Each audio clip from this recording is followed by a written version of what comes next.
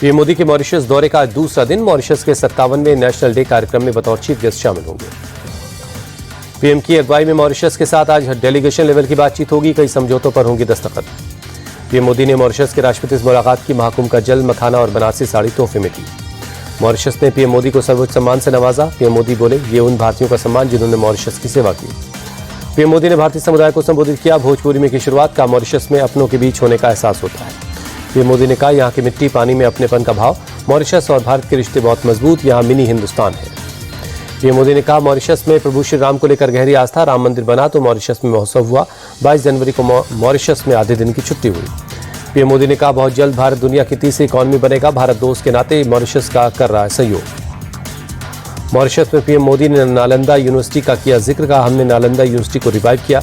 बिहार का गौरव जल्द लौटेगा। संभल की शाही जामा मस्जिद के सदर ने होली वाले दिन नमाज के टाइम को बदलने वाली मांग से किया इनकार। प्रशासन ने 2:30 बजे के बाद का समय घोषित किया था। संभल जामा मस्जिद के सदर ने शांति कमेटी की बैठक पर सवाल खड़ा किया। कहा, सिर्फ जामा मस्जिद कमेटी कर सकती है टाइम का ऐलान। दरभंगा की मेयर अंजुम आराम ने की अपील। कहा, 12:30 बजे से 2 बजे तक होली को रोका जाए। जुमे के टाइम को आगे नहीं किया जा सकता। सपा सांसद जियाउर रहमान वर्क ने कहा, संभल का भाईचारा खराब नहीं होने देंगे, देखेंगे कोई और हालात खराब ना करे। इटावा के केदारेश्वर मंदिर के निर्माण पर उत्तराखंड में उठे विरोध के स्वर। सपा प्रमुख अखिलेश यादव ने केदारनाथ मंदिर की तर्ज पर करवाया है मंदिर का निर्माण। उत्तराखंड में ब्राह्मण समाज ने सीएम धामी को पत्र लिखकर मंदिर निर्माण पर आपत्ति जताई। लिखा, केदारनाथ भगवान का स्वरूप और नाम किसी अन्य स्थान पर नहीं दोहराया जाना चाहिए। बिहार में महागठबंधन के अंदर सीटों पर घमासान। वीआईपी पार्टी के प्रमुख मुकेश सहनी ने विधानसभा चुनाव के लिए 60 सीटों पर ठोका दावा। डिप्टी सीएम पद पर भी किया अपना दावा।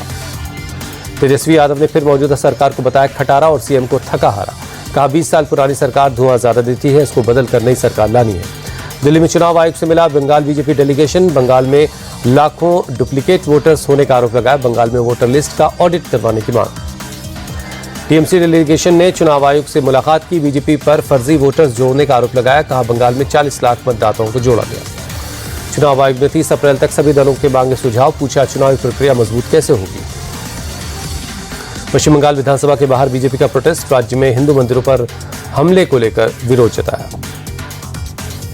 पश्चिम बंगाल में विधानसभा चुनाव लड़ेगी एआईएमआईएम। सभी 294 सीटों पर अपने उम्मीदवार उतारेगी। झांसी से विपक्ष पर बरसे सीएम योगी आदित्यनाथ। कहा, जिस माफिया राज और दंगाइयों से मुक्त करवाया, उन्हें दोबारा पैर रखने की जगह मत देना, वरना आने वाली पीढ़ी आपको कोसेगी। सीएम योगी आदित्यनाथ की दो टूक। कहा, युवाओं के जीवन के साथ जो खिलवाड़ करेगा उसे उसकी कीमत चुकानी पड़ेगी। केंद्रीय गृह मंत्रालय ने जम्मू कश्मीर के 2 संगठनों पर 5 साल का बैन लगाया। जम्मू कश्मीर इत्तेहादुल मुस्लिमीन और अवामी एक्शन कमेटी पर लगा बैन। अमेरिका के उपराष्ट्रपति बनने के बाद पहली बार भारत आ रहे हैं जेडी वेंस। इसी महीने पत्नी उषा के साथ आ सकते भारत। कर्नाटक के चर्चित गोल्ड स्मगलिंग केस में कन्नड़ एक्ट्रेस रान्या का दोस्त तरुण कोंडूराजू को हिरासत में लिया गया। रान्या राव को पहले ही गिरफ्तार किया गया था। अरेस्ट मेमो के अनुसार रान्या ने पहले भी कई बार गोल्ड की तस्करी की है। यूपी के उन्नाव में रिश्वत लेते पूर्वा कोतवाली के दरोगा को एंटी करप्शन टीम ने पकड़ा। आरोपी दरोगा राजेंद्र सरोज को एसपी ने तत्काल सस्पेंड किया। होली से पहले बाजारों में बिक रहा है मिलावटी खोआ। कानपुर में 13 कुंटल मिलावटी खोआ बरामद किया गया।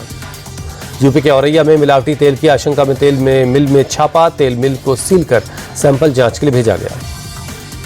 हरियाणा के झज्जर में अचानक बदला मौसम मिजाज। सुबह से बेमौसम छाया घना कोहरा। टीम इंडिया के पूर्व कप्तान महेंद्र सिंह धोनी देहरादून पहुंचे। मसूरी में ऋषभ पंत की बहन की शादी में शामिल होंगे।